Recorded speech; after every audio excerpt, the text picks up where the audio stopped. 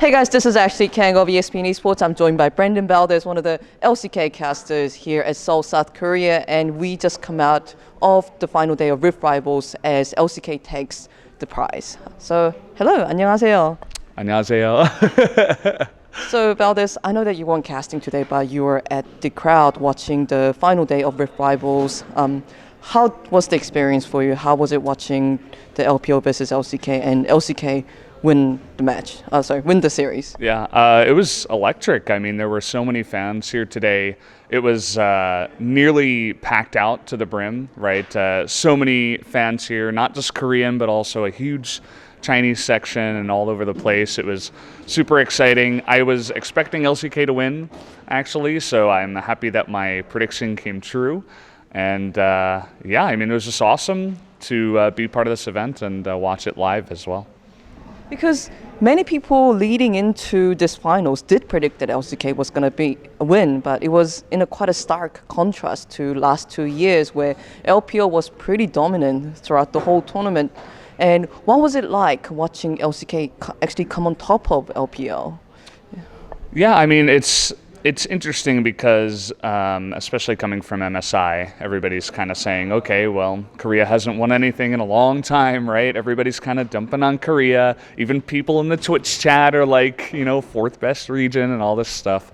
But I always thought it was just a matter of time, right, to figure out the meta once again, get some of the younger teams in there as well. Like, this was kind of their chance to come out and take part of the throne, at least, you know, at the top of the LCK and prove that they can roll with the big boys like SKT, like, you know, KT from the past. And it was really good to see a lot of that come to fruition, even in the finals where, right, Kingzone came out and they smashed, right, and Damwon had an incredible performance as well. Like, some of these new teams or new rosters in the case of Kingzone are just watching them perform on an international stage, essentially, against the LPL, who is currently one of those teams regions that's supposed to be above the LCK. I mean, that's awesome, right? It feels like this is the first stepping stone for Korea to get back to, you know, the #1 spot in the world. And many people will have different explanations on why this result has happened. Some people are saying, okay, LPO had that patch jump from 9.11 to 9.13, which may have impacted their performance a little bit. Some people might say that, hey, LCK finally learned how to play a bit more aggressive, which did show in today's games, especially on Kingzone and Damwon. But if you had to pick one reason on why LCK did perform better in LPL throughout this tournament, what would that be? I think it's a combination of the stuff you were talking about, right? You can't really ignore the fact that you know, the LPL had to travel here this time, and also they were a couple of patches behind. But I wouldn't put that as the main reason for any of it at all. I think it was just a lot of the younger teams as well, like Damwon and the newer Kingzone roster coming together and just playing better League of Legends, right?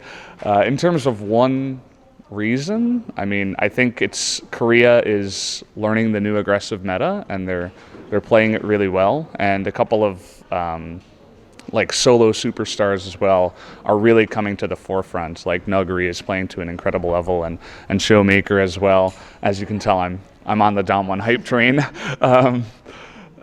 Just them, and even Nahyun as well as another big name. A lot of these guys that people may not have expected a lot from, they are performing really well on a big stage in front of a big crowd, which is something you can't always expect from the younger players. So the fact that they were able to put that all together into one piece is the biggest reason, I'd say. I actually want to talk about Kingzone and Damwon a bit more because SKT is the team that everyone talks about, and Griffin has been hyped up, especially by the Western audience recently due to their scrim result, etc. But it seemed like Kingzone and Damwon has been stepped on a little bit, even though they've been performing quite well in the LCK. So how did you find the performance of Kingzone and Damwon in particular? I think that most people now are saying that Kingzone and Damwon are absolutely up there. I mean, even in the spring season, Kingzone was playing incredibly well, right? That was kind of like the Deft show where he was kind of solo carrying. But for Kingzone specifically, now in summer, it's a very different feel where it's like, it's not just Deft carrying every single game. It's one time it's Rascal, one time it's Cuz. He brings out the Magi's early Karthus and just, kind of carries. And of course, Deft today playing Ezreal, right? You're never going to lose that Deft carry. So people Undefeated in Rift Rivals. Yeah, undefeated in Rift Rivals. He's kind of a beast. Everybody definitely has Kingzone on the mind now, and they actually got the biggest cheer when they lifted the cup, right? Kingzone was the team that got the biggest cheer from all the Korean and the Chinese fans that stayed to watch the award ceremony. So Kingzone for me is definitely a team that everybody's looking at. Damwon's kind of the newer team, right, where it's like people know, right? They're slowly coming onto the lips of a lot of people, and people are beginning to learn about them. And especially recently with Showmaker coming in with a lot of solo carry performances, I think that they're slowly becoming one of these newer teams that people actually really look forward to watching, right? They came 4th place in spring, which is why they're here. Sandbox is another team that we're going to have to look out for, a very similar feel there. But yeah, I think it's just Damwon is the team that's kind of they have the most to prove, right? Other teams have proven a lot, right? Griffin is another team that needs to prove a bit on an international stage. I think everybody's kind of waiting for them to hit the international stage once again and not lose like they did today. But yeah, Damwon, I think if Showmaker and Nuggery can continue to have incredible solo carry performances, they should be up there with the rest of them. So everyone always seems to get on the narratives very quickly, like MSI, like G2 wins the MSI, and everyone's like, okay, EU is like the best region in the world. Like LCK doesn't perform so well in like international tournaments, and now we have the narrative that LCK is the 4th best region in the world. And in the end, everything is at flux. One tournament doesn't mean that doesn't prove that a region is like immediately above all others. But in your personal perspective, what is the weight of the fact that LCK has won this tournament? What is how important is the fact that 4 LCK teams have won over 4 LPL teams? What does it imply?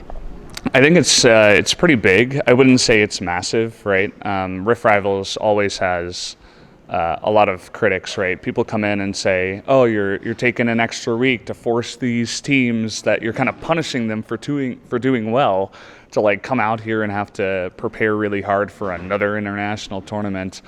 Kind of blanking. What was the question?